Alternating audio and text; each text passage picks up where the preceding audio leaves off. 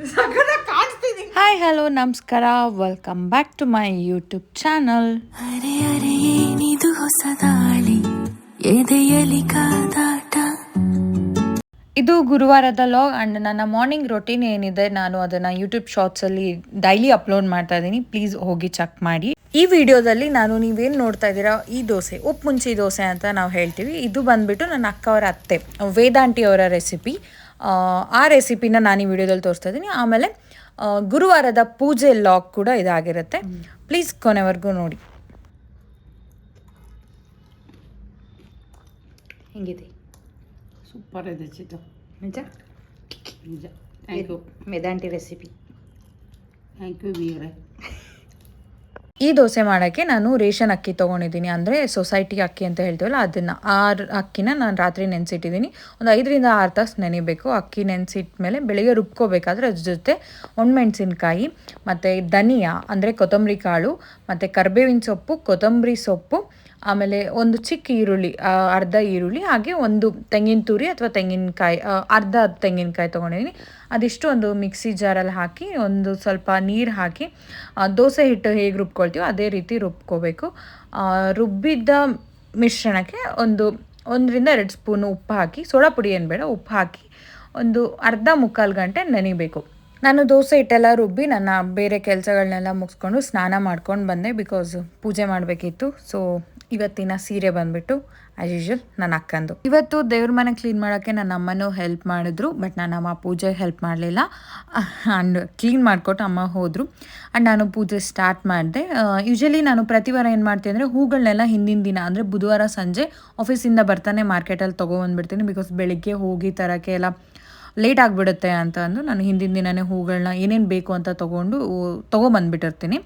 And ಈ ವಾರ ನನಗೆ ತುಳಸಿ ಅಷ್ಟೊಂದು ಸಿಗಲಿಲ್ಲ, ಸಿಕ್ಕಿದ್ದೆ ಸ್ವಲ್ಪ ಇತ್ತು. ಅದರಲ್ಲೇ ನಾನು ಪೂಜೆ ಇವತ್ತು ಮಾಡಿದ್ದು. ಅಮ್ಮನೂ ಆಫೀಸ್ಗೆ 10:30ಗೆ ಹೋಗ್ತಾರೆ, ನಾನು 10 ಗಂಟೆಗೆ ಹೋಗ್ತೀನಿ ಅಂತ ಒಂದು ಕಾರಣಕ್ಕೆ ಪೂಜೆ ಬೇಗ ಆಗಬೇಕು ಅಂತ ಹೇಳಿ ನಾವು ಬೆಳಗ್ಗೆ ಬೇಗ ಎದ್ದೇಳ್ತೀವಿ.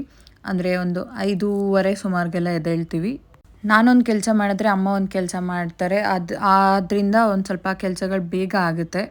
ಆಮೇಲೆ ಇನ್ನೊಂದು, ನಾವು ಯಾರ ಬಗ್ಗೆ ಆಗಲಿ, ಯಾರ ಪೂಜೆ ಬಗ್ಗೆ ಆಗಲಿ ನಾವು ಮಾತಾಡಬಾರ್ದು.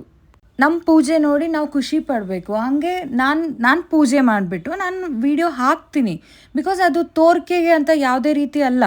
ನಾವು ಮಾಡೋ ಪೂಜೆ ನೋಡಿ ಸುಮಾರು ಜನ ಹೇಳಿದ್ದಾರೆ, ತುಂಬ ಚೆನ್ನಾಗಿದೆ, ಹಾಗಿದೆ ಹಿಂಗಿದೆ, ದೇವರು ಅಲಂಕಾರ ಚೆನ್ನಾಗಿದೆ ಅಂತ ಹೇಳಿ. ಆ್ಯಂಡ್ ಖುಷಿ ಪಡ್ತಾರೆ. ಶೋಕಿಗೆ, ತೋರಿಕೆಗೆ, ವಿಡಿಯೋ ಹಾಕೋಕ್ಕೆ ಅಂತ ಕೆಲವೊಬ್ಬರು ಹೇಳ್ತಾರೆ.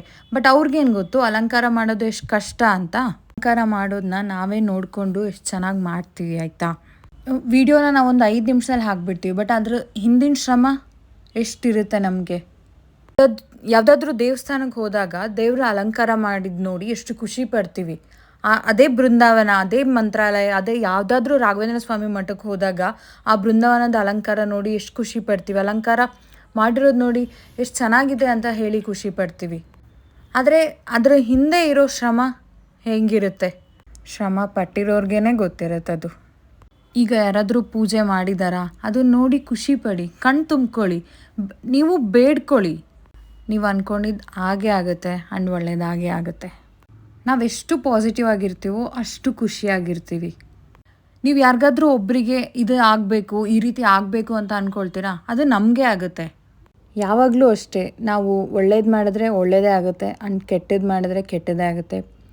ಅಷ್ಟೇ, ಯಾವಾಗಲೂ ಪಾಸಿಟಿವ್ ಆಗಿರಿ, ಚೆನ್ನಾಗಿರಿ.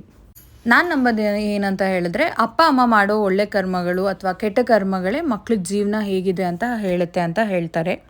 ನಾನು ಇಲ್ಲಿ ಇರೋಕ್ಕೆ, ನಾನು ಹೀಗಿರೋಕ್ಕೆ ಕಾರಣ ಫಸ್ಟು ನನ್ನ ಅಪ್ಪ ಅಮ್ಮ ಅಂತಲೇ ನಾನು ಹೇಳ್ಬೋದು. ಅಪ್ಪ ಮಾಡ್ತಾಯಿದ್ದಿದ್ದು ಪೂಜೆ, ನನ್ನಮ್ಮ ಈಗ ಮಾಡ್ತಾಯಿರೋ ಪೂಜೆಯಿಂದನೇ ನಾನು ಇಲ್ಲಿದ್ದೀನಿ ಅಂತಲೇ ನಾನು ಹೇಳ್ತೀನಿ ಆ್ಯಂಡ್ ನಂಬ್ತೀನಿ ಕೂಡ. ಆದಷ್ಟು ಒಳ್ಳೇದು ಮಾಡಿ ಆ್ಯಂಡ್ ಒಳ್ಳೇದಾಗೇ ಆಗುತ್ತೆ. ಇವತ್ತಿನ ಪೂಜೆಗೆ ನೈವೇದ್ಯಕ್ಕೆ ಅಮ್ಮ ರಾಗಿ ಕೇಸರಿ ಬಾತ್ ಮಾಡಿದರು. ನೈವೇದ್ಯ ಎಲ್ಲ ಆಗಿ ಮಂಗಳಾರತಿ ಕೂಡ ಆಯಿತು.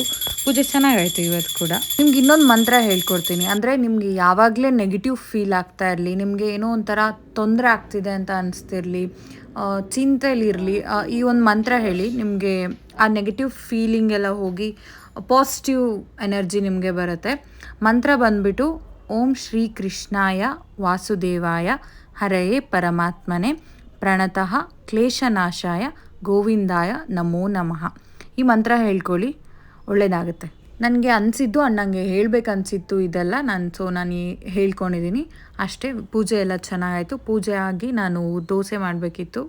ದೋಸೆ ಹಾಕ್ಕೊಟ್ಟೆ ಅಮ್ಮಂಗೆ. ಈ ದೋಸೆಗೆ ನಿಮಗೆ ಯಾವುದೇ ರೀತಿಯ ಪಲ್ಯ ಬೇಡ, ಚಟ್ನಿ ಬೇಡ. ಬಿಕಾಸ್ ನಾವು ಅದ್ರ ಜೊತೆ ಒಣಮೆಣ್ಸಿನ್ಕಾಯಿ ಎಲ್ಲ ಹಾಕಿರ್ತೀವಲ್ಲ, ಅದೇ ಖಾರ ಖಾರ ಆಗಿರುತ್ತೆ, ರುಚಿಯಾಗಿರುತ್ತೆ. ಬಿಕಾಸ್ ಕೊತ್ತಂಬರಿ ಕರಿಬೇವು ಎಲ್ಲ ಹಾಕಿರ್ತೀವಿ. ಸೊ ನಾನು ಚಟ್ನಿ ಏನೂ ಮಾಡಲಿಲ್ಲ. ಬೆಣ್ಣೆ ಜೊತೆನೇ ದೋಸೆ ತಿಂದುಬಿಟ್ಟು ಆಫೀಸಿಗೆ ರೆಡಿ ಆದೆ. ಆಫೀಸ್ ಲಂಚ್ ಬಾಕ್ಸ್ಗೆ ಮತ್ತು ಮಕ್ಕಳಿಗೆ ಸ್ಕೂಲ್ ಲಂಚ್ ಬಾಕ್ಸ್ಗೆಲ್ಲ ತುಂಬ ಚೆನ್ನಾಗಿರುತ್ತೆ ಇದು ದೋಸೆ. ರೆಸಿಪಿ ಇಷ್ಟ ಆಗಿದ್ರೆ ಟ್ರೈ ಮಾಡಿ, ಹೇಗಿತ್ತು ಅಂತ ತಿಳಿಸಿ. ಬೆಳಿಗ್ಗೆ ಬೇಗ ಎದ್ದಿದ್ದರಿಂದ ನನಗೆ ಹಸ್ವಾಗಿತ್ತು. ಅಮ್ಮ ಬರೋ ಮುಂಚೆ ನಾನೇ ತಿಂತಾ ಇದ್ದೆ ಇಲ್ಲಿ. ಖಾರ ಖಾರ ದೋಸೆ. ಮಮ್ಮಿ ನಿಂಗೆ ಫುಲ್ ಇಷ್ಟ ಆಗತ್ತೆ ಬಾ.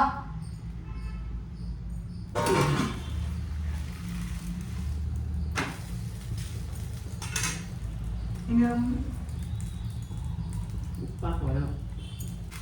ಖಾರ ಖಾರ ದೋಸೆ ಅಷ್ಟೇ.